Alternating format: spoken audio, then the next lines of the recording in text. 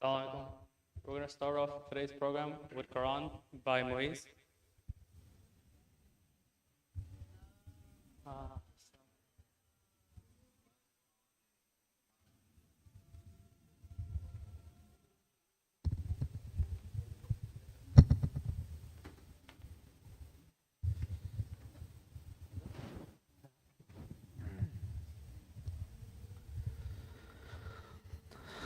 أعوذ بالله من الشيطان الرجيم.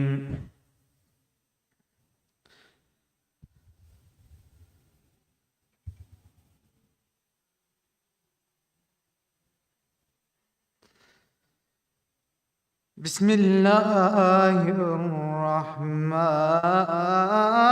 الرحيم.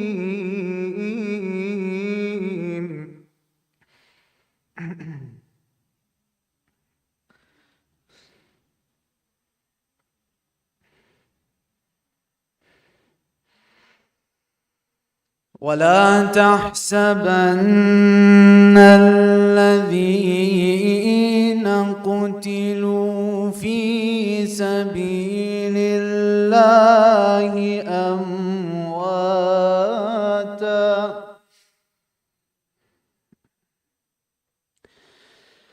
ولا تحسبن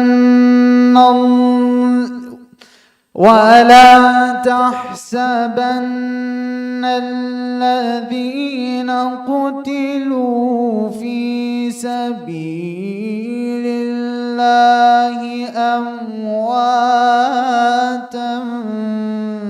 بل أحياء عند ربهم يرزقون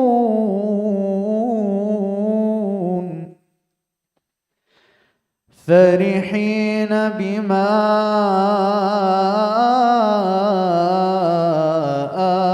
آتاهم الله من فضله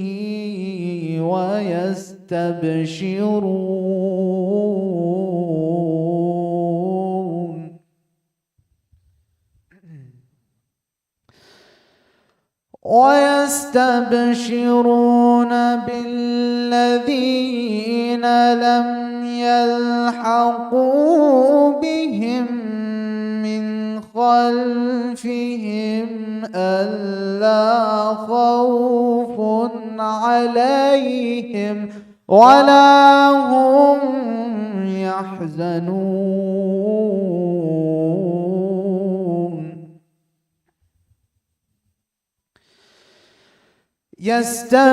يستبشرون بنعمة من الله وفضل وأن الله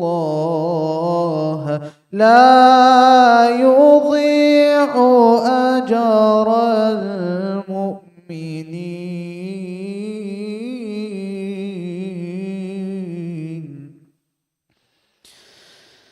الذين استجابوا لله والرسول من بعد ما أصابهم القرح للذين أحسنوا منهم واتقوا أجر عظيم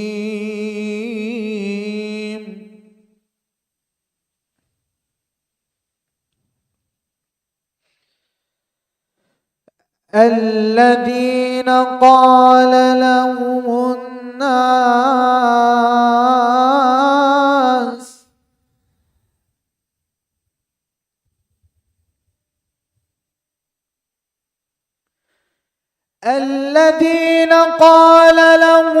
الناس إن الناس قد جمعوا لكم فاخشوهم فزادهم إيمانا وقالوا حسبنا الله ونعم الوكيل. بسم الله الرحمن الرحيم.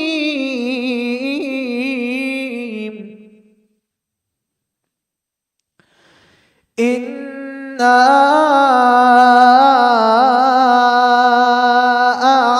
أعطيناك الكوثر فصل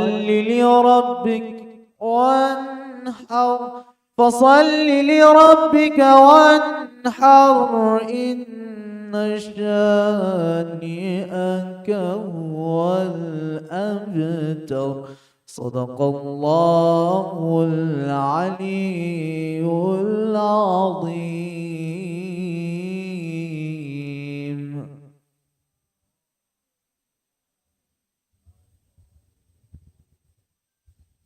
Thank you, Brother Moise, for that beautiful recitation. It is reported that Imam al-Rida al-Islam has said, "Whoever remembers our tragedy and weeps or makes others weep, on the day of judgment their eyes will not weep."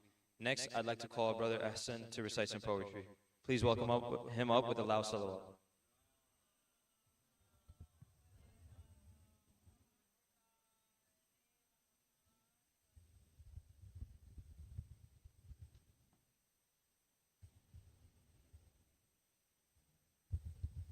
Muhammad wa ali Muhammad salawat.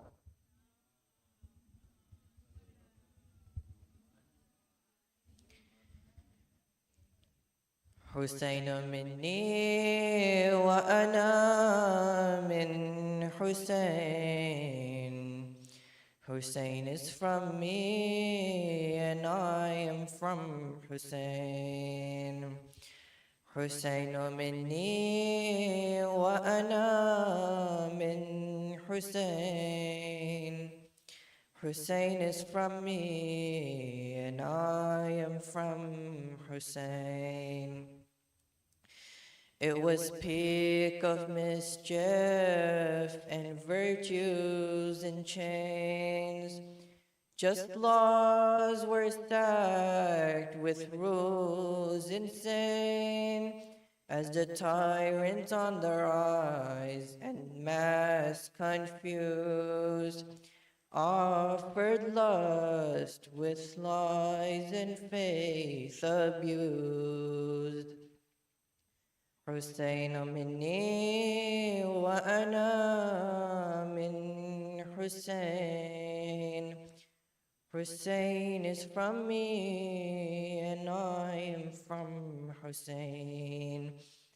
In the name of God, for the sake of Islam, for the freedom of life and the soul of Islam, gave greatest sacrifice,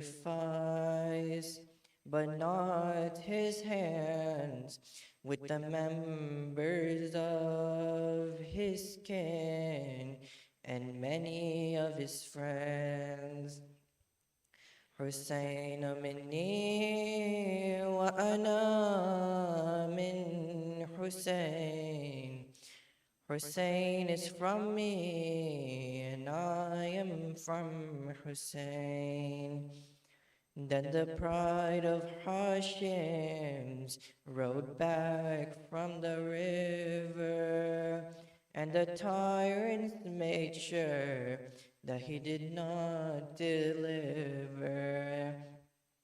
They cut off his arms, but spirit was there, till an arrow hit the back, only eyes got wet. حسين مني وأنا من حسين. Hussein is from me and I am from Hussein. Fell Abbas from the horse with no hands for support. Then Hussein rushed to shore for brothers and resort. Those children who waited with the patience were told, and thirst in the camps was 3 days old. حسين مني وأنا من حسين. Hussein is from me, and I am from Hussein. And a child full of tears, with her tiny bleeding ears, bruises on her face, and her thirst so severe. She ran for her father, who lay beheaded, and cried for the uncle for help she needed. حسين مني وأنا من حسين. Hussein is from me, and I am from Hussein. Sayyid Zainab looked for her in the darkness of the night, did inquire every soul in the land of the plight. But Sakina was sleeping on the chest of a body, with the love of the Father from the fragrance of his body. حسين مني وأنا من حسين. Hussein is from me, and I am from Hussein. But the daughter of Ali challenged miseries with the message held high, with the families in bazaars, and the deadly court of savages, with the depth of the patient, and the zenith of bravery. Islam was rescued forever from the slavery. حسين مني وأنا من حسين. Hussein is from me, and I am from Hussein. حسين مني وأنا من حسين. Hussein is from me, and I am from Hussein. Salawat.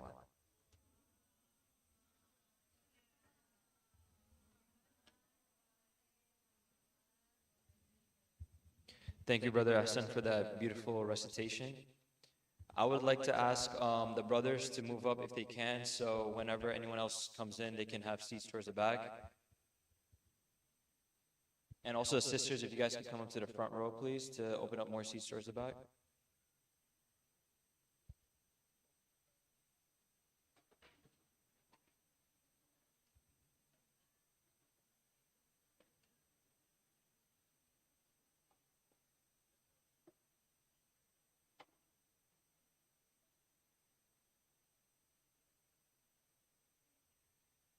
I would also like to encourage everybody, when we are in the middle of Masab, to not leave in the middle of Masab, as it does disturb everybody during the recitation of the tragedies.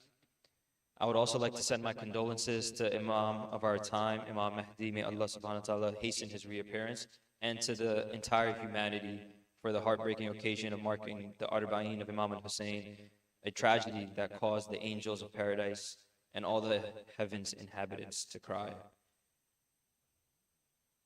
It is reported that Imam as-Sadiq al-Islam said, "Indeed, the gatherings in which our affairs are discussed and our remembrance is kept alive, the angels surround them and Allah's mercy covers them, and paradise is prepared for those who attend such gatherings." And on that, I would love to invite our honorable speaker, Sheikh Mujtaba Al Khaliq, to continue to enlighten us and allow us to gain from his wisdom and get closer to Allah subhanahu wa ta'ala. Please invite him up with 3 loud salawats.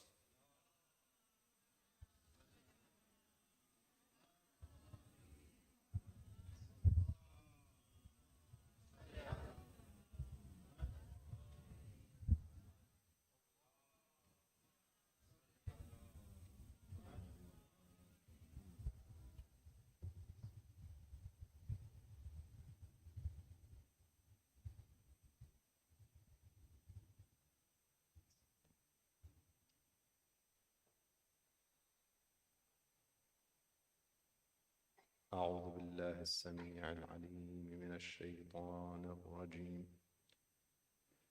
بسم الله الرحمن الرحيم. الحمد لله رب العالمين بارئ الخلائق أجمعين، باعث الأنبياء والمرسلين، ثم الصلاة والسلام على أشرف الخلق وأعز المرسلين، حبيب إله العالمين، أبي القاسم المصطفى محمد،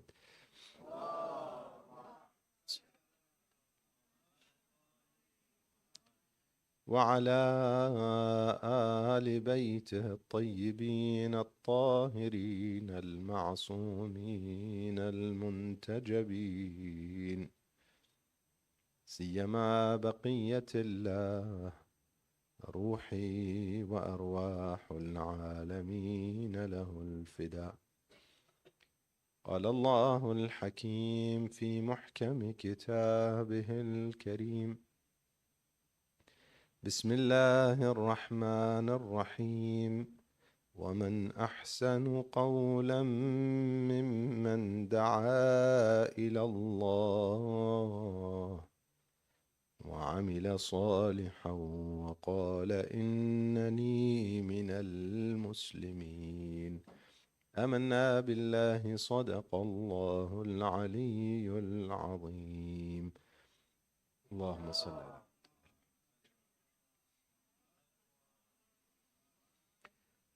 مؤمنين ومؤمنات, brothers and sisters, السلام عليكم ورحمة الله وبركاته. عظم الله أجورنا وأجوركم بمصابنا بأبي عبد الله الحسين عليه السلام. Condolences on the anniversary of the 40th of the martyrs of Karbala.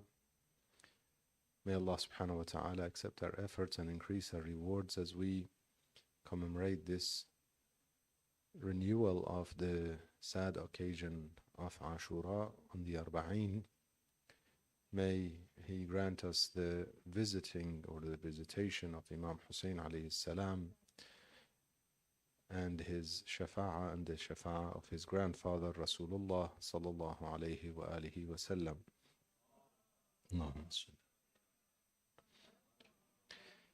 We spoke about the universal message of Imam Hussein alayhi salam and the significance of spreading the message of Imam Hussein alayhi salam to the rest of humanity.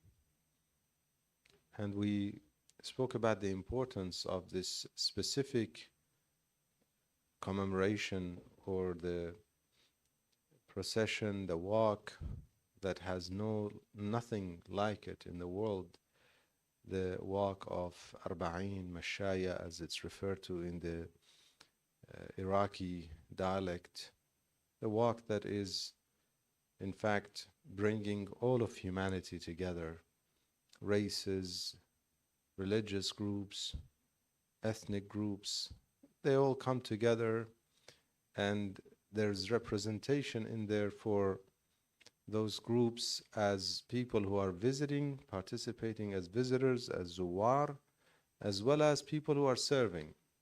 If you have been following the news of Arbaeen, you would find so many stations set up for serving those who are visiting, and so many of those stations are set up by people who are not followers of Ahlul Bayt, not Iraqi, not Arab, not Muslim, not non-followers of Ahlul Bayt, but they're lovers of Imam Hussein alayhi salam for the principles that the Imam stood for. And this is why it is important for us to introduce the Imam to the rest of the world. And we spoke about this and the significance of it in the last few nights. Tonight, I want to speak a little more specific about the spreading the message of Imam Hussein alayhi salam, the message of Karbala, and our responsibility in today's world, in the modern world that we're living in, our responsibility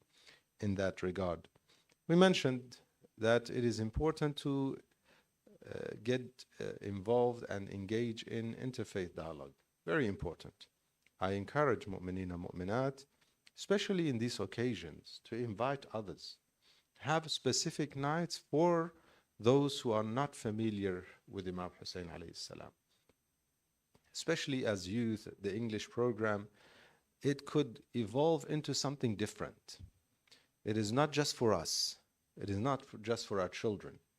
It is not just for us to repeat the same story all over again, although that has its significance.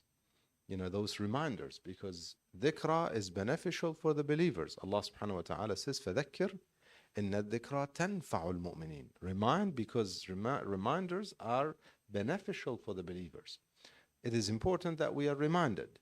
And we gather to remember the story and the implications of those stories, not just the story, how it should impact our lives. This is important. But what could also be just as important, if not more important, is to spread the message to the rest of the world. We are here in this part of the world, every single one of us. I mentioned that everyone has a mission, and everyone should recognize their potential and try to reach that potential. And so think about why you were brought to this part of the world, New York or some part of New York, wherever you actually live, why you were brought into this part. Oftentimes, we think that we're planning. Yes? Imam Ali alayhi salam says, I know God through the breaking of the plans. I recognize God through the fact that I plan بفسخ العزائم ونقض الهمم. I have a strong plan, fully thought of. Every aspect of it is well planned. Next thing, it doesn't happen. And that's when I know God is there. If somebody thinks right, if somebody has the intellect, would realize that something is beyond us, beyond this entire universe that is controlling it all. So if I am in this part of the world, if I'm in this room tonight, there is a reason. God has allowed for this to happen and helped for us to be here for a reason. Don't leave this gathering without making the most of it. Don't leave this world without making the most of it. Making the most of it in what sense? As a materialistic person, you know, people who are very much materialistic, they end up having something that is often referred to as midlife crisis. You've heard that? You know, all of a sudden they want to live like teenagers. Why? They're in their midlife, you know, 40s and 50s, but because they realize it's going. Life is going. They realize that. I was speaking to somebody today, and he mentioned that I've been here for the last 50 years. And he gave me the exact date. I'm not going to share the date. Maybe some of you know, and therefore, in any case, it wasn't anything bad. So I asked, you know, you mentioned the exact date. It seems like it was yesterday. He said, yes, it feels like it was yesterday. Some of you could relate to this very well. It feels like it was yesterday. This is how life is. Before we know it. Now, as youth, we feel, and I've been in that position, and I know exactly how it feels. We feel like 10 years are, a year is so long, let alone 10 years. But when you get to your 30s and 40s, you realize 10 years is nothing. Before you know it, another 10 years over, and this is how life runs, flies.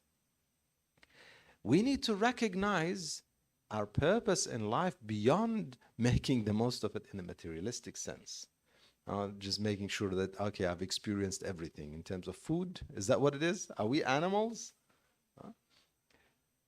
You know, that Quran refers to people who are stuck in eating and seeking pleasures, worldly pleasures, as أولئك يأكلون ويتمتعون كما تأكل الأنعام. They're like cattle. The scary part is the next part. The ayah says, وَالنَّارُ مَثْوًى لَهُمْ. Hellfire is their place. Why? They just ate and followed their pleasures. What is wrong with that? Because if we are focused on that, shaitan would make sure that he uses every part of our life and every aspect of our life. Because we have not purified, we're not focused about akhirah, gaining anything in the journey to Allah subhanahu wa ta'ala. Focus just here, live and enjoy life here. Very dangerous, that kind of lifestyle. Therefore, we need to look at our purpose. If we are here, engage in what would benefit you in your journey to Allah subhanahu wa ta'ala. One of the best examples and role models is Imam Hussein alayhi salam and the caravan of Imam Hussein alayhi salam, Zainab salamullah alayha and Imam Zainul Abidin alayhi salam. They went on that mission, and subhanallah, we have a representation of both male and female, so that nobody says it's only for one gender. No, this mission is for all. No borders, no gender, nothing. They went on, their mission was to spread what happened in Karbala and the message of Imam Hussein alayhi salam and the mission of Imam Hussein alayhi salam, spread it in the world. And they did. They did not spare anything. They faced difficulties trying to stand on their principles and maintain the fact that they were oppressed. Imam Zain al-Abidin alayhi salam twice faced being killed because he refused to go on with the rhetoric and the talk of the king of the time, the tyrant, the oppressor of the time, whether it be Yazid in Sham or Ibn Ziyad in Kufa. Either way, either of both of them tried to portray the whole image of Karbala as in it was the work of God. God allowed this to happen. God made this happen. Therefore, God killed those people. This was what they were saying. And the Imam faced those people, challenged them, responded to them, or responded to their fallacy, and therefore he faced the possibility of even being killed and martyred to spread the true message of Imam Hussein alayhi salam. Engage in those dialogues with other people and do it. Ud'u ila sabili rabbik. We said Allah subhanahu wa ta'ala commands that we invite people to the path of Allah subhanahu wa ta'ala, and it has to be with, and we'll come to that, bil hikmati wal maw'izati al hasana. It has to be with wisdom. It has to be with good words. Think about what could be most impactful, most accepted. If something may seem unrealistic, you don't need to talk about it. I mentioned to mu'mineen and mu'minat, when we speak to other schools, other sects, some things that don't make sense to them, we don't need to share it. Start with common things. Start with what we both agree upon. This is not an advice from me only. Imam Sadiq alayhi salam, Allahumma salli ala. We try to follow their teachings. Imam Sadiq alayhi salam, he says, talk to them, hadithuhum, share with them, recite hadith to them, other groups here he's saying, with what they would accept and what they would consider unacceptable, exaggeration, ghulu, for example, keep it from them. You don't need to get into those areas. Eventually, time will come. One might say, well, this is, secrecy. No, this is not about secrecy. This is about the proper way of dialogue between humans. Allah subhanahu wa ta'ala says, use wisdom. Eventually, there will come a time that you will share. If they're interested, they will inquire and learn. And they will realize we have nothing to hide in the school of Ahlul Bayt. It is the most rational school. And I challenge anyone to find me any group of faith like the school of Ahlul Bayt that we say anything is open to questioning. Anything. And I'm not speaking about, making rulings and questioning rulings that are clearly there in the Holy Quran. Once you submit to God, then His rules you have to follow. But I'm speaking about theology, beliefs. Question, make sure your faith is strong. Don't keep doubts. If they're there, make sure you clarify them. Question. This is the school of Ahlul Bayt. We never say to anyone, you just have to believe. We don't have that. In other schools, they often get stuck with situations, many situations that don't make sense, and they tell you what? You just have to believe. And I've heard it many times. And I'm not just speaking about other religious groups, as in Christianity or other. That is part of it. But also other schools. Come and speak to their top scholars about Fadak. Just leave it alone. We can't really discuss it. Why? Because we can't explain it. How could the murderer and the murdered both be radiyallahu anhu? Subhanallah. The one who kills and the one who is killed, both are God is pleased with them. So God is pleased with Fir'aun then, according to them, and God is pleased with Musa alayhi salam. God is pleased with Habil, and God is pleased with Qabil. According to them, obviously. Please don't take, not from my words, yeah? According to these people, there is nobody that God is not pleased with. You do anything, God is pleased with you. That's cool. And when you face them with those realities and you ask those questions, they'll tell you, you just leave it alone. تِلْكَ أُمَّةٌ خَلَتْ. Often they use this ayah. These are past people. Of course, they are in the past. But Quran tells us to look at the past and learn from it so that we don't make the same mistakes. It's not about, sometimes they point the finger at the school of Ahlul Bayt that you are always doing lan. Okay? To be very clear, lan is not slandering, lan is not foul language. Lan is to confirm that these people are far from the mercy of Allah subhanahu wa ta'ala. It's the opposite of rahmah. You say rahmatullah alayh or la'natullah alayh. You're confirming that this person deserves the mercy of God, therefore you're praying for the mercy to encompass them, and you're confirming that this other person deserves the curse from Allah subhanahu wa ta'ala, deserves to be far from the mercy of Allah subhanahu wa ta'ala, in other words. So, in any case, when you come to these people, they don't like to hear it, and what do they say? You just leave it alone. You don't need to think about it, rationalize it, don't worry about it, just leave it. In the school of Ahlul Bayt, we don't have that. Nevertheless, how you explain things and how you deliver the message, use wisdom, بالحكمة والموعظة الحسنة, promote understanding, promote and focus on the common things. We said, Allah subhanahu wa ta'ala says, قُلْ يَا أَهْلَ الْكِتَابِ تَعَالَوْا إِلَى كَلِمَةٍ سَوَاءٍ بَيْنَنَا وَبَيْنَكُمْ. Say, O the people of the book, come, let us look at a word that is common between you and us. Yeah? We both believe that there's one God. Ahl al-Kitab believe that there's one God. Christians believe that there is one God.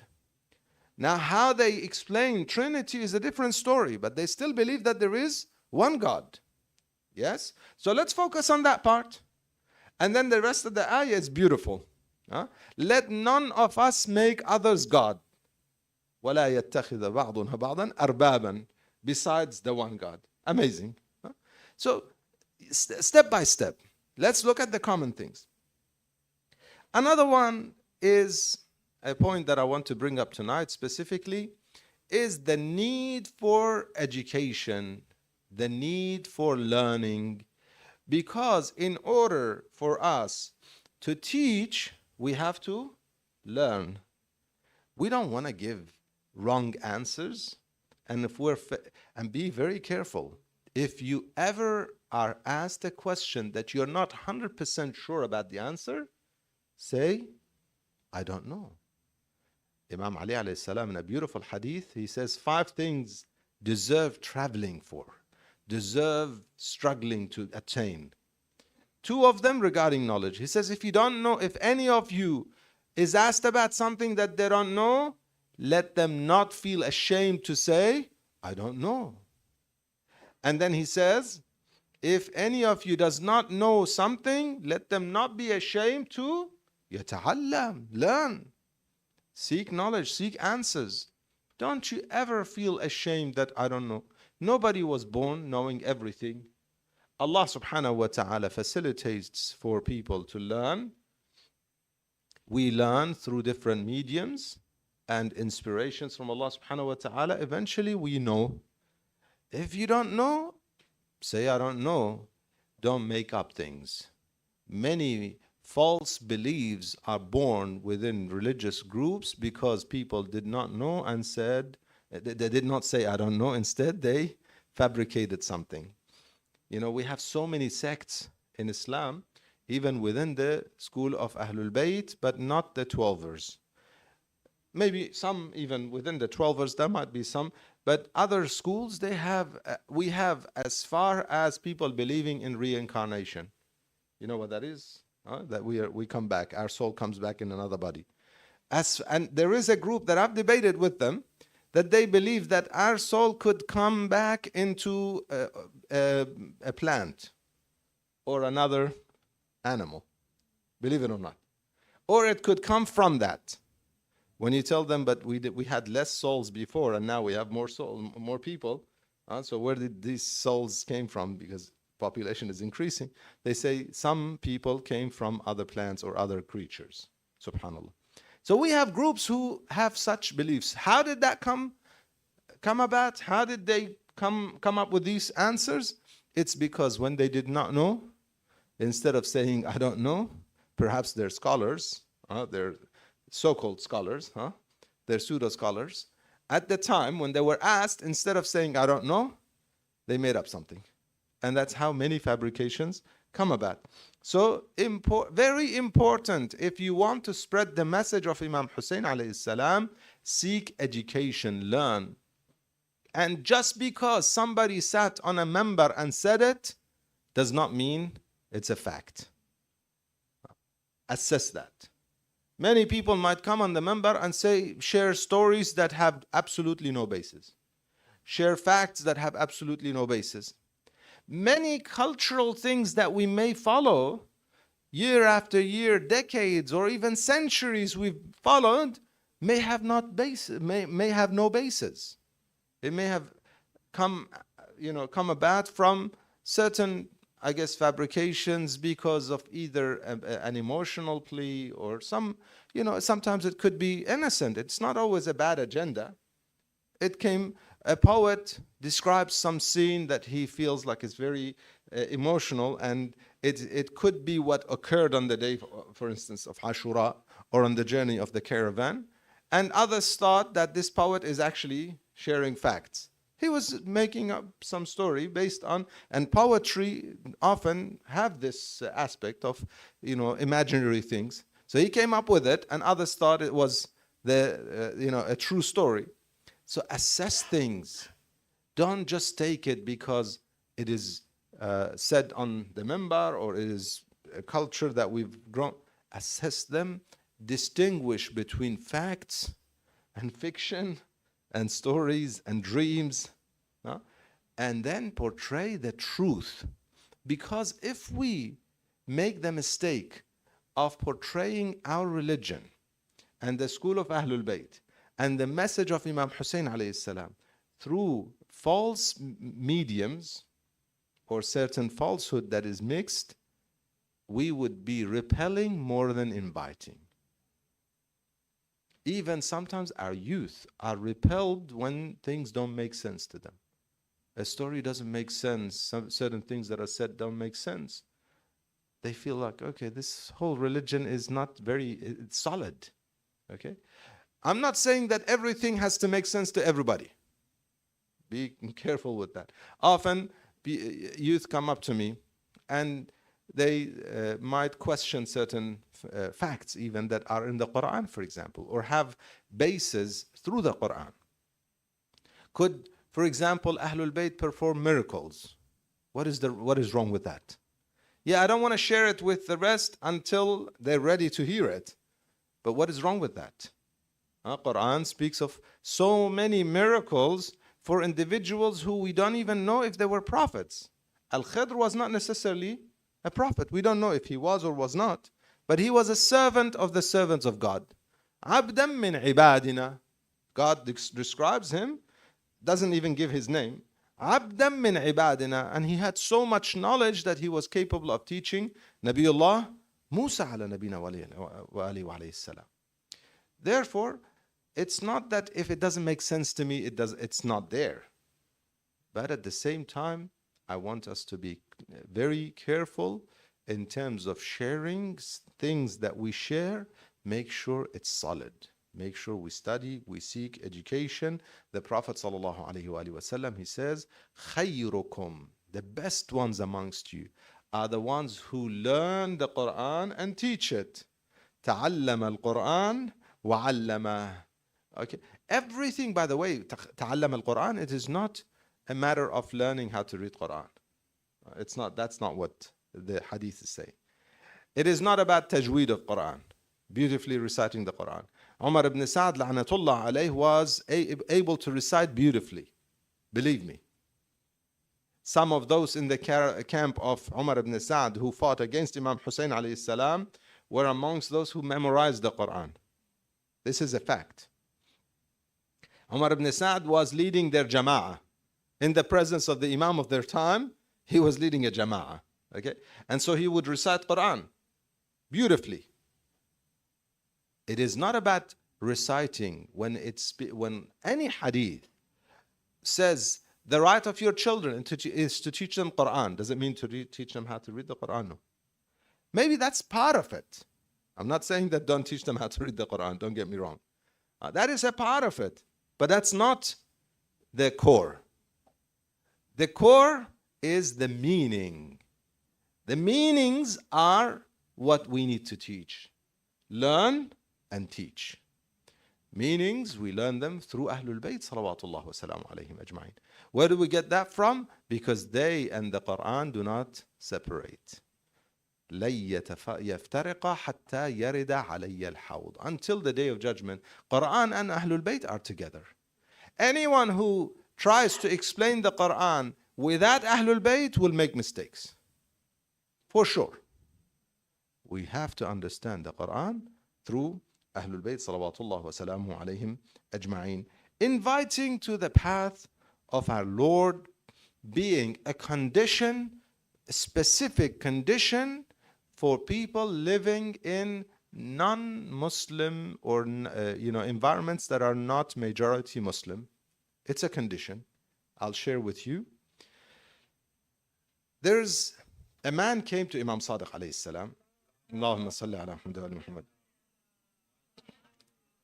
There is a concept that this man was very worried about. There's a hadith that suggests that if you die within a group of people, you are gathered with them.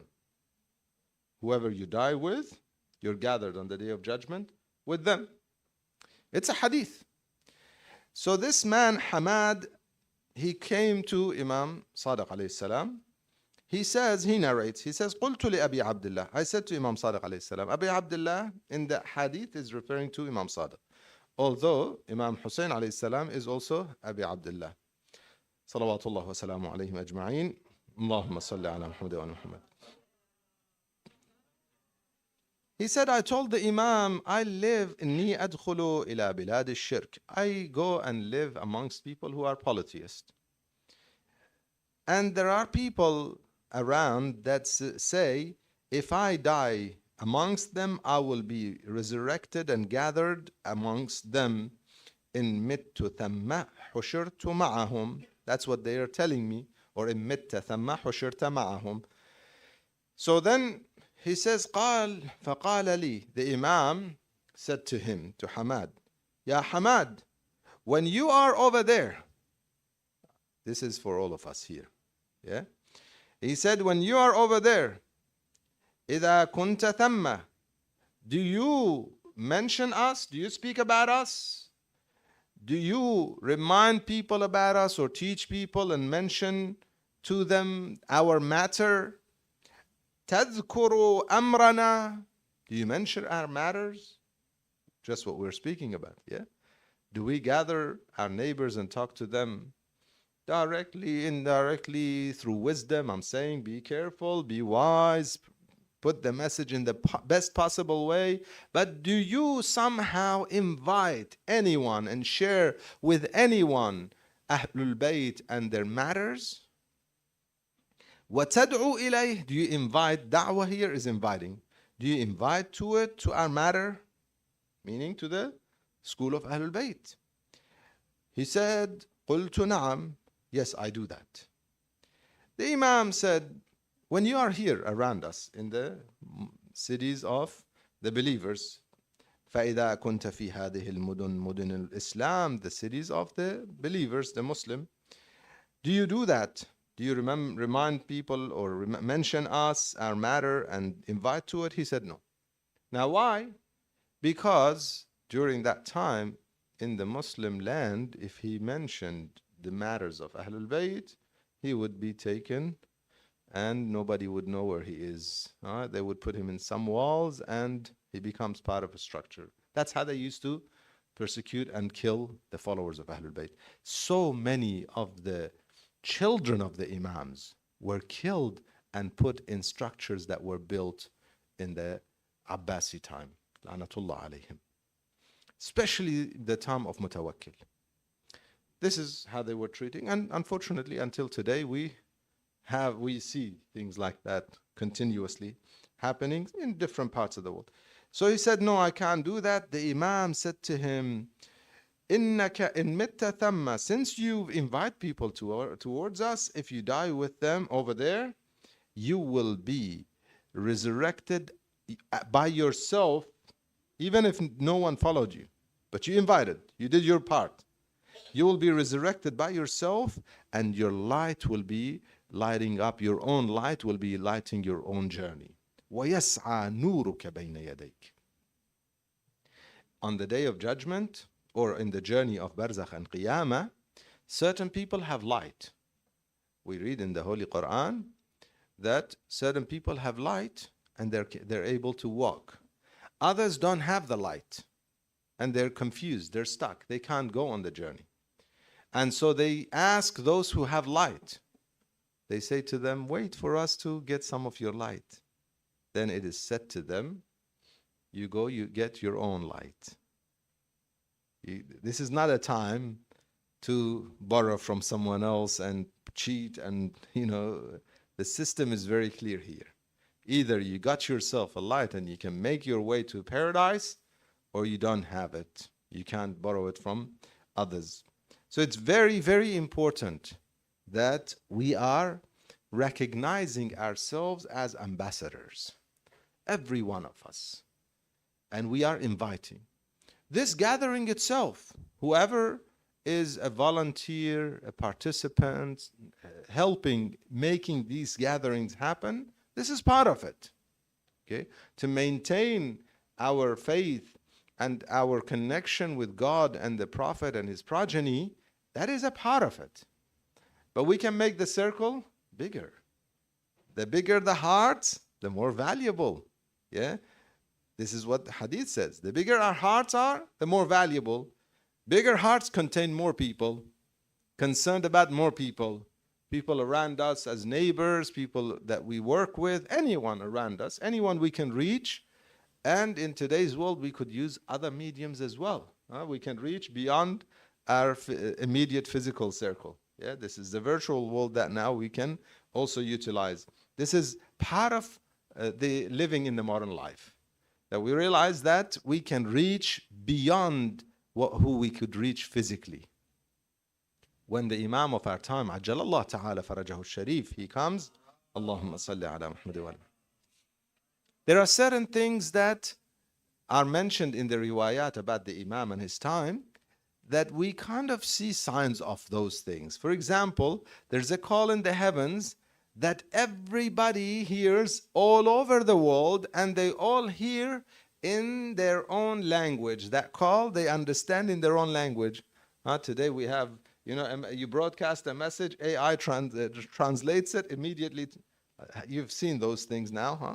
I hope you use it, but use it positively. Use it for spreading goodness.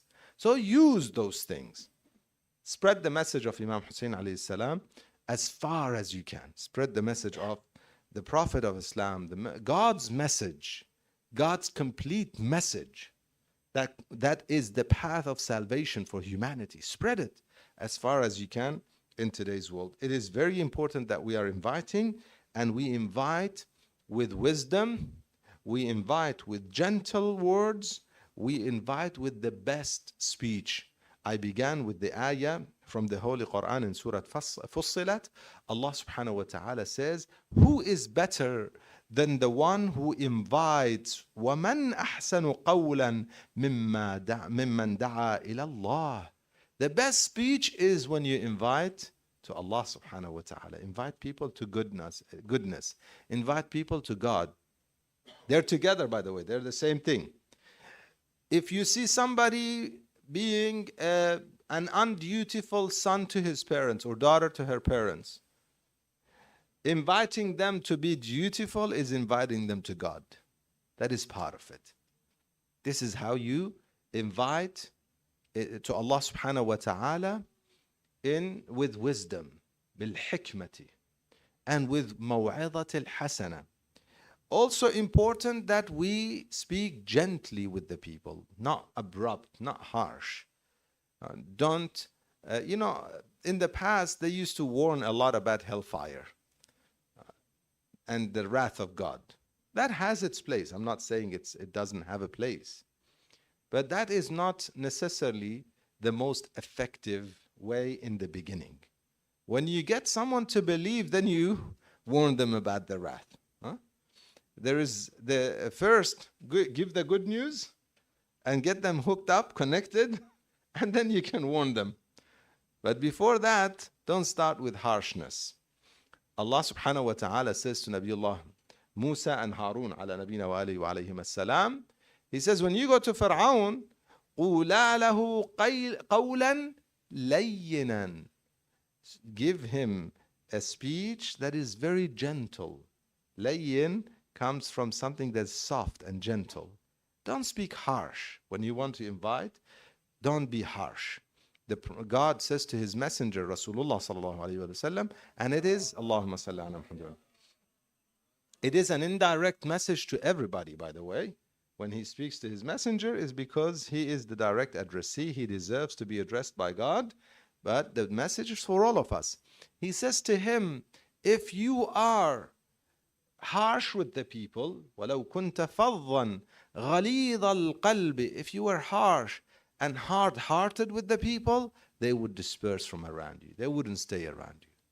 Nobody would be invited with harshness. You invite with positivity. Even children, they need positive reinforcement. Yes, you need to use positivity and with soft speech, love speech. Somebody mentioned, and I want to say that now that it came up. Somebody said to me that people are commenting that you speak a lot about love. I don't know if it's true, but believe me, love speech is the most effective speech. Love and affection is how we can connect with people. And you need to connect before you correct. Have you heard this before? Connect before you correct. Even your children, you want to correct their behavior, first connect with them and then start correcting them. And connection happens how? Connection happens with love, with affection. When they know that you love them and you're speaking out of love, and they trust that you're speaking out of love, they're more likely to now listen to your speech. But if they think that your speech is out of arrogance, you want to show that you're better, you're at a higher position. I'm following the truth, you're following falsehood. I'm right, you're wrong. I know better, I do things better. If I come with this approach, the response is what? The reaction is going to be defensiveness. They get defensive. No, you're not. And therefore, what you're saying is not true. That's the end of it. We haven't gone anywhere. So if you want to be effective, connect, love, loving words that bring about, or they basically give birth to trust. The product of these words are trust. Use those words, use gentle speech, and that is the most effective speech. The next point is that we need to invite mostly with our actions. Actions speak louder than words. That's the reality. Do we have any reference in in our scripture, in our hadith, in the Quran? Of course we have many. We have a reference that is very famous. They say the hadith that often many of you know it. كونوا دعاة إلى الله بغير ألسنتكم. Invite to your Lord without your tongues. Another one is a hadith I want to share from Imam Sadiq alayhi salam. Allahumma salli ala Muhammad wa ali Muhammad. So the Imam says, somebody came to him and he asked him to give him advice. And so he said, I am giving you the advice that was given by my grandfather, Rasulullah sallallahu alayhi wa sallam, to somebody who asked for advice. And he said to him, first, usikum bitaqwallah, to be conscious of your duty to God and obey God, stay away from disobedience, give the trust back to whoever entrusts you, regardless of faith. When there is a transaction and there is trust in there, don't you ever use this argument of the non-believers. That is false. When you are trusted, you have to fulfill your duty in that regard. Ada al-amana has absolutely no exemption. And then he says, be also good companions to whoever you are in the company of. وَحُسْنُ الصَّحَابَةِ لِمَنْ صَحِبْتُمُوهُ وَأَن تَكُونُوا لَنَا دُعَاةً صَامِتِينَ. The last part, he says, invite people to us while you're silent. دُعَاةً صَامِتِينَ. Silent? How do I invite while I'm silent? So they asked the exact question that we would ask. Some of you here would say to me, how do I invite anyone while I'm silent? If you want to invite, you invite. Today, actually, it happened. Sign language. Somebody from far was greeting. We were in the park and in the procession, and somebody from distance was asking me if I wanted to eat something. Do you need to speak? It was, but that's not necessarily the only way. I'm not referring to sign language either. Du'atan samitin is not necessarily about, do you want to eat? That's very much a common sign amongst human beings. That is not necessarily what it is. It's not about speech. It's not about sign. What is it about then? It's about your own actions, doing the right thing in order for. Be an example. Be the type of example. Be so exemplary that people would want to know, what faith do you belong to that you are so good? You're such a good person. Who's your teacher? This is how the Prophet taught his companions, and his best student was Imam Ali alayhi salam. The best student of Rasulullah sallallahu alayhi wa sallam is none other than Imam Ali alayhi salam. He was such a beautiful example that often people would ask him. I shared the story of the man who traveled with him. He said, who taught you? He said, my teacher is the Prophet Muhammad sallallahu alayhi wa sallam.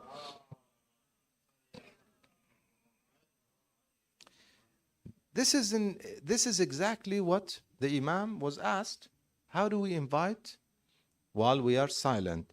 He said, تعملون ما أمرناكم به من العمل بطاعة الله. You act on what we have commanded you. Obey God. You act on it. Stay away from what we told you not to do. And you act amongst the people with honesty, بالصدق, والعدل, justice.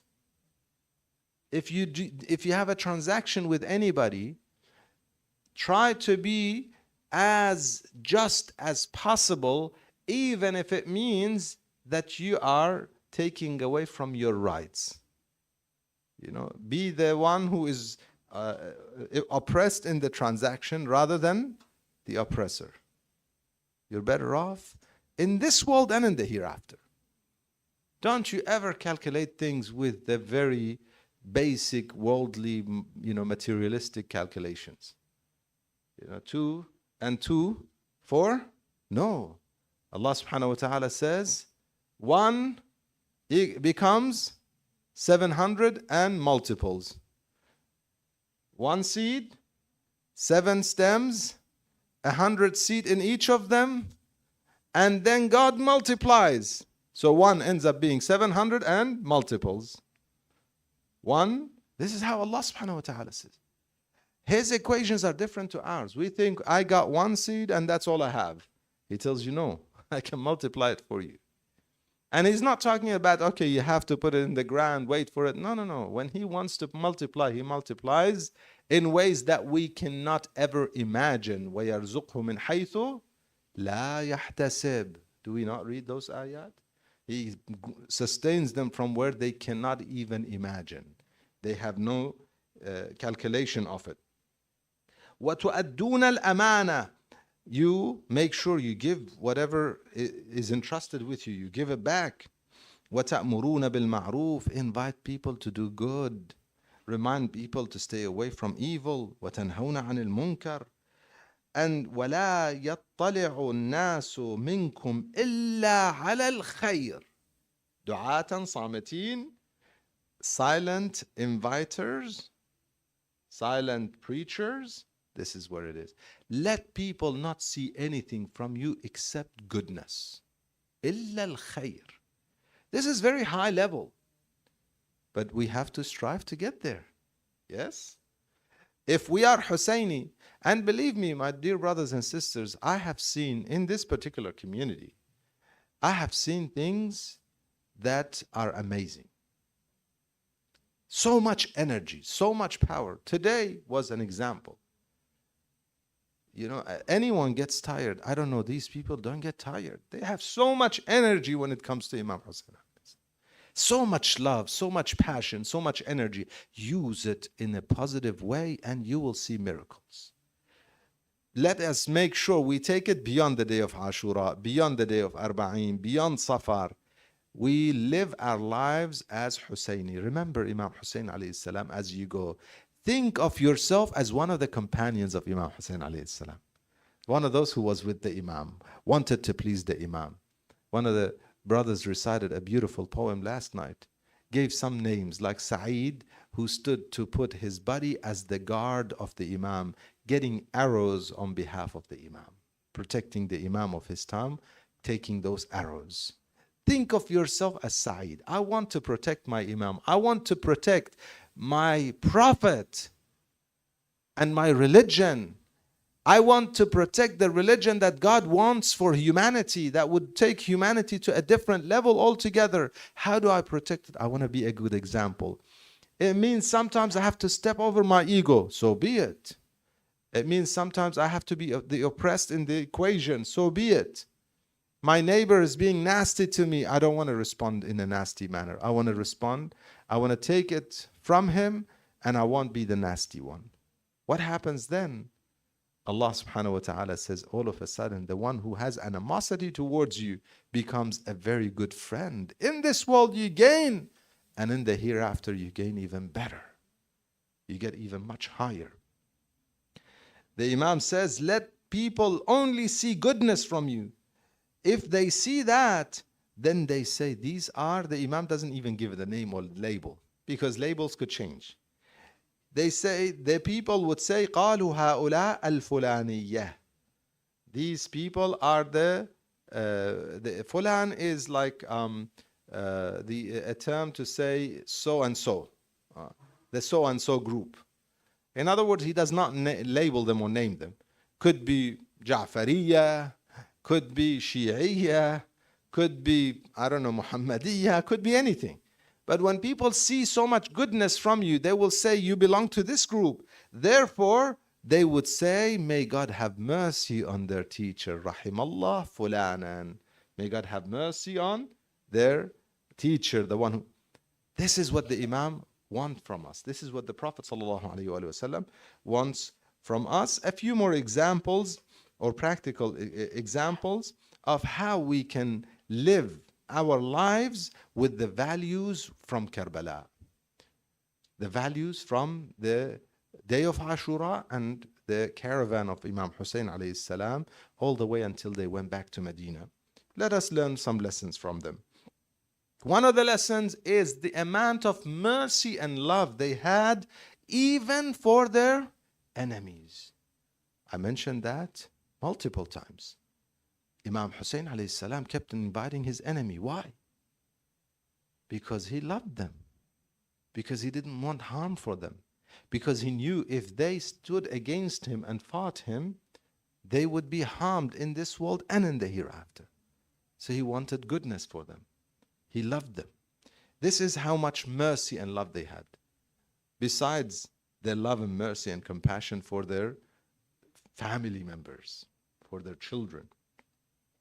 Another lesson that we learn and we can implement, we need to implement those lessons from, as we say, invite without your tongue. Silent invitations. Have love. Have mercy. Have the special mercy for children. Please, my dear brothers and sisters, be as loving as you can towards the children, especially the children that come and participate in the majalis of Imam Hussein alayhi salam, that come and participate in congregations. Don't frown, don't scream at them, don't yell at them, be kind to them, show them smiles, show them love. And in general, towards your children, if you want to have an impact on them, the loving approach, the merciful approach that we see from Abu al-Fadl al-Abbas towards the children. Yeah, he did not want to be brought back to the caravan or to the camp. He says to Imam Hussein alayhi salam, keep me near the river bank. He says, why, my brother? He said, because I promised the children water. I don't want to go back there. You know, when you go to Karbala, his shrine is all the way on the other side. All the martyrs are on one side with Imam Hussein alayhi salam. Only Abu al-Fadl al-Abbas on the other side. So many lessons to be learned from that very fact. So much love, so much kindness and concern for the children. Lessons of sacrifice, we spoke about it. If you want to follow Ahlul Bayt and be a good invite well, sacrifice. Show people that you're willing to sacrifice. You're willing to take the tough end and take the tough side. This is, in fact, the best lesson you can show the people, or the best character or attribute you could show the people. Sacrifice. Lessons from Karbala. Connection with Allah subhanahu wa ta'ala. Prayers. If you want to invite to the people wherever you are, no matter where you are, in the airport, at school, university, work, wherever you are, time for salat, what should you be doing? You cannot be doing anything else but praying. Connect with God. People will appreciate it, believe it or not. Don't you ever think that you need to defend your religion and not show a bad image, therefore I don't pray in front of people. That's the complete wrong ideology and approach. Pray and people appreciate. Any decent human being appreciates people who connect with God. When they see you praying, they appreciate it. You might say, oh, but in today's world, Muslim, this, that. Regardless. Maybe in the immediate sense, they might say something or even do something. But they have their conscience. Yeah, and they have intellect. And they'll come back to their senses. Connection with God is a positive thing. Hijab, modesty, is another lesson we learn from Karbala. One of the worst things that the Ahlul Bayt were saddened and harmed and hurt was the fact that they were not in their full hijab that they would have liked to be in. I don't agree with the stories that suggest that they did not have any head covering. No. But their faces were exposed and they never wanted to be exposed in that manner. This was enough of humiliation for them. Let us learn from the Ahlul Bayt salawatullah wa salamu alayhim. Protection towards women, protection towards children. And the last one I want to share is not to be violent and get involved in fights. And we learn that again from Karbala. You might say, Karbala, war. No. Imam Hussein alayhi salam would have never fought if his enemy did not begin. And this is what he said on the day of Ashura. He says, Akrahu, I do not like to begin a fight with those people, knowing that they were going to fight him. Was it only him because he had a small number? No. In Siffi, in Nahrawan, Ibn Abbas says about Imam Ali alayhi salam, he had a huge army, he did not have any fears, he was not a small group, yet Ibn Abbas says Imam Ali alayhi salam kept on advising these people. We thought he would never fight them. And when they began, he responded and he defeated them. The Ahlul Bayt were always avoiding war and any kind of confrontation. We follow them and their footsteps in that regard as well, inshallah. We come to the last majlis in this series and the return from Karbala to Medina. Take your hearts with me to join the caravan of Imam Hussein alayhi salam as they departed from Karbala after being there for a few days. Narrators or historians don't mention exactly how long, but eventually Imam Zain al-Abidin alayhi salam realized if they stayed any longer in Karbala, it would not be healthy for them. They cannot be constantly reminded of their loved ones, so they left Karbala and started their journey towards Medina, back towards the city of Rasulullah sallallahu alayhi wa sallam. Imagine the stations that they would have gone to, which they came through some of those stations, accompanied with Imam Hussein alayhi salam, accompanied with Abu al-Fadl al-Abbas salamullah alayhi, accompanied with their children and loved ones.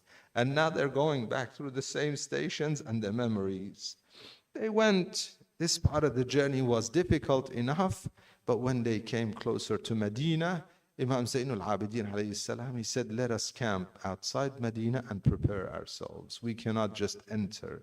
Perhaps thinking of the children that would go back to their homes and their rooms and would look around and realize that now it's all empty. Their loved ones are not there. Perhaps thinking of Zainab salamullah alayha when she goes back to the house of Aba Abdullah, to the house of Aba al-Fadl and the rest of her brothers, salamullah alayha. They camped outside Medina. Then Imam Zain al-Abidin, he said to a man who was accompanying them, he said to him, Ya Bishr, his name was Bishr, son of Hazlam. He says, Ya Bishr, your father was a poet. Can you say poetry? He said, yes, Ya ibn Rasulullah. He said, go to Medina with poetry, announce the return of the family of Aba Abdullah. Announce the fact that we're coming back without our master Aba Abdullah. Bishr went into Medina, started calling, Ya Ahla Yathrib la muqama lakum biha. Oh, the people of Medina, you shall not have peace here any longer. Hussein is killed. I cannot withhold my tears. قتل الحسين فأدمعي مدرار. Eventually they came into Medina. Each one of them had a speech with their loved ones. Zainab salamullah alayha went towards the shrine of Rasulullah. Ya Jaddah, Ya Rasulullah. This is your granddaughter Zainab. I have come back to Medina. Yet I left behind my brother Abu Abdullah in the land of Karbala. Your people slaughtered your grandson, all in oppression while he was thirsty. Ya Rasulullah. Kulthum started reciting poetry addressing the city of Medina. مدينة جدنا لا تقبلنا فبالحسرات والأحزان جينا. O city of our grandfather, do not embrace us near. For with sorrow and anguish we return here. Go tell the Holy Prophet what has come to pass, that in losing our father, our hearts are in mass. Your kin, your family, O Prophet of God, were on the plains left bare, on Karbala's warm sand, stripped without any care. Hussein, your son, was slaughtered without heed of your honor, O Prophet, in our time of need. O Fatima, if you saw your children in disarray, your sons and daughters scattered far away. Oh Fatima, if you saw Zain al-Abidin in chains, watching his father Hussein, the thirsty slain. She continued calling the city of Medina. They describe one scene. I want to finish with this one scene. As one of the ladies in Medina heard that someone is calling, giving some news about Imam Hussein, she came out towards the man. He asked, Bishr asked, who is this lady? They said, this is Al-Baleen, the wife of Amir al-Mu'mineen. As she approached him, he told her of the martyrdom of her children. She kept asking him, saying, I am asking you about my master, Abu Abdullah. Until he said to her, condolences on the martyrdom of your son Abu al-Fadl. She said, you have broken my heart. I asked you about my beloved Hussein. When she was told about the martyrdom of Abu Abdullah, she walked away with so much grief, calling, never say to me, al-Baleen, the mother of the boys. I had boys like lions, I no longer have. لا حول ولا قوة إلا بالله العلي العظيم. إنا لله وإنا إليه راجعون. وسيعلم الذين ظلموا آل محمد أي منقلب ينقلبون والعاقبة للمتقين. نسألك اللهم وندعوك باسمك العظيم الأعظم الأعز الأجل الأكرم، إلهي بمحمد وعلي وفاطمة والحسن والحسين وبالتسعة المعصومين من ذرية الحسين. Ya Allah, accept the mourning of mu'mineen and mu'minat in the month of Muharram and Safar. Ya Allah, accept the little that we offered. Ya Allah, make us amongst the sincere lovers and followers of the Prophet and the Imams of Ahlul Bayt. Ya Allah, grant us the opportunity to be continuous in obedience to you, far from disobedience. Ya Allah, grant us the opportunity to be amongst those who invite to your path with our words and actions. Ya Allah, Ya Allah, mu'mineen and mu'minat who are unwell, especially those who asked us for prayers, grant them the quick recovery. Ya Allah, mu'mineen and mu'minat in difficulty, under tyrants and oppressors, grant them the quick relief and victory. Ya Allah, make us amongst those who prepare for the return of our Imam. Bring forth his return. Ya Allah, grant us the opportunity to pray with our Imam. Ya Allah, إلى أرواح المؤمنين والمؤمنات, to the souls of all the marhumin, especially the marhumin of this gathering, the marhumin of those who prepared for these majalis. Ya Allah, grant them abundance of your mercy with the rewards of Al-Fatiha تحفها صلوات. اللهم صل.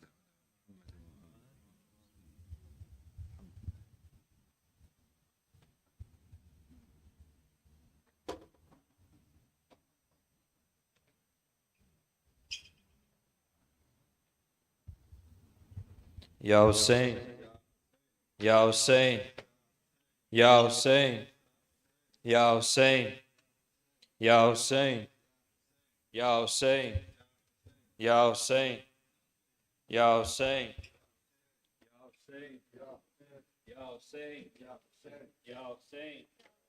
آرزویم پر بگیرم اربعین کربلا من بمیرم اربعین کربلا من بمیرم مرغ جانم در هوای کربلایت پر گشوده ذات حق بر لوح قلبم یا حسین را حک نموده آن ذریح دل رو باید عقل و هوشم را ربوده آرزویم پر بگیرم اربعین کربلا من بمیرم اربعین کربلا من بمیرم از تولد عشقت آقا شد عجین با جسم و جانم ناله ها و گریه های مادرم کرد نوحه خوانم از تو خواهم جان زهرا از در عشقت مرانم آرزویم پر بگیرم اربعین کربلا من بمیرم اربعین کربلا من بمیرم پرچم سرخی به دوشم راه زینب طی نمایم در سرای دیده و دل یاد و یاری نی نمایم بر خودم از دیدن زوار میلیونی ببالم آرزویم پر بگیرم اربعین کربلا من بمیرم اربعین کربلا من بمیرم میروم تا کربلا پا یه پیاده پا پیاده اربعین است و شعوری فوق‌العاده فوق‌العاده پرچمی بر دوش بارو یه گشاده رو گشاده آرزویم پر بگیرم اربعین کربلا من بمیرم اربعین کربلا من بمیرم بر محمد و اهل بیت محمد بلند سلام صل على محمد وآل محمد. زيارات. بسم الله الرحمن الرحيم. اللهم صل على محمد وآل محمد. السلام عليك يا رسول الله، السلام عليك يا حبيب الله، السلام عليك يا خيرة من خلق الله ورحمة الله وبركاته. السلام عليك يا أمير المؤمنين، السلام عليك يا سيد الوصيين، السلام عليك يا إمام المتقين ورحمة الله وبركاته. السلام عليك يا خديجة الكبرى، السلام عليك يا فاطمة الزهراء سيدة النساء العالمين، السلام عليك يا حسن بن علي المجتبى، السلام عليك يا أبا عبد الله حسين بن علي بشهيد كربلاء، السلام على الحسين وعلى علي بن الحسين وعلى أولاد الحسين وعلى أصحاب الحسين. السلام عليك وعلى أخيك أبي الفضل عباس وعلى أختك الحوراء زينب وعلى 9 المعصومين بذرية الحسين، علي بن الحسين زين العابدين ومحمد بن علي الباقر وجعفر بن محمد الصادق وموسى بن جعفر الكاظم وعلي بن موسى الرضا ومحمد بن علي التقي وعلي بن محمد النقي والحسن بن علي الأسكري والحجة بن الحسن القائم المهدي. السلام عليك يا شريك القرآن، السلام عليك يا كابة الإيمان، السلام عليك يا إمام الإنس والجان، السلام عليكم أهل البيت النبوة جميعا ورحمة الله وبركاته. اللهم صل